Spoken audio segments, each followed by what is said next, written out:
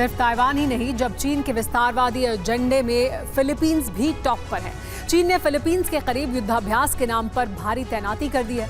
युद्ध का माहौल बनाने के लिए पूर्वी चीन सागर और येलो सी में भी युद्धपोत को रवाना किया गया है और युद्धाभ्यास का ऐलान किया है। चीन ने पहली बार फिलीपींस के EEZ क्षेत्र में घुसकर युद्धाभ्यास किया है। इसे अमेरिका के लिए खुली चुनौती माना जा रहा है।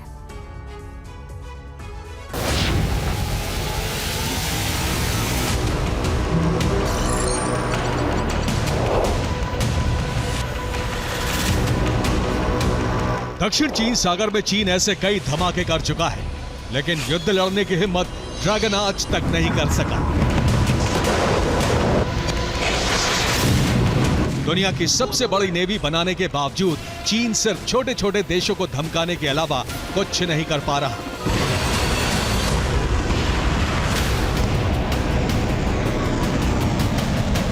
पहले चीन के टारगेट पर सिर्फ ताइवान था, लेकिन अब फिलीपींस भी है। दक्षिण चीन सागर में चीन की बौखलाहट एक बार फिर देखी जा रही है। चीन ने दक्षिण चीन सागर से पूर्वी चीन सागर तक फिर शक्ति प्रदर्शन शुरू कर दिया है। अपने भारी भरकम एयरक्राफ्ट कैरियर शेडोंग को चीन ने फिलीपींस के बेहद करीब तक भेजा है। फिलीपींस को डराने के लिए चीन के एयरक्राफ्ट कैरियर ने फिलीपींस EEZ को पार किया और युद्धाभ्यास के नाम पर कई धमाके किए।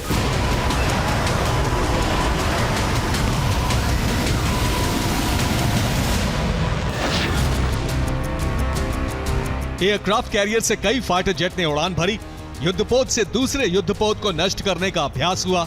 युद्धाभ्यास के बाद भी एयरक्राफ्ट कैरियर वापस नहीं लौटा।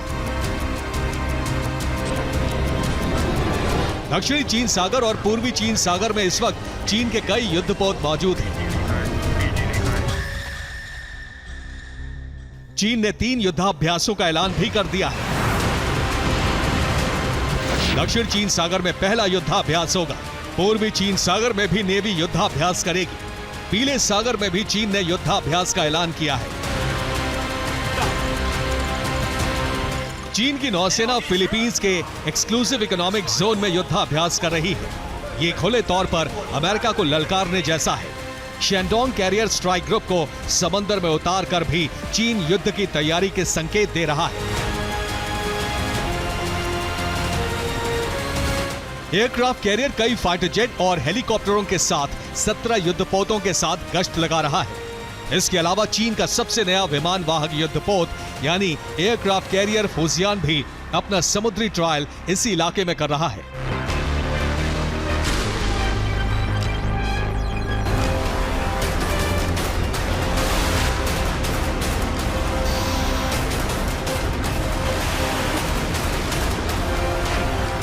Bureau report TV9 Bharat.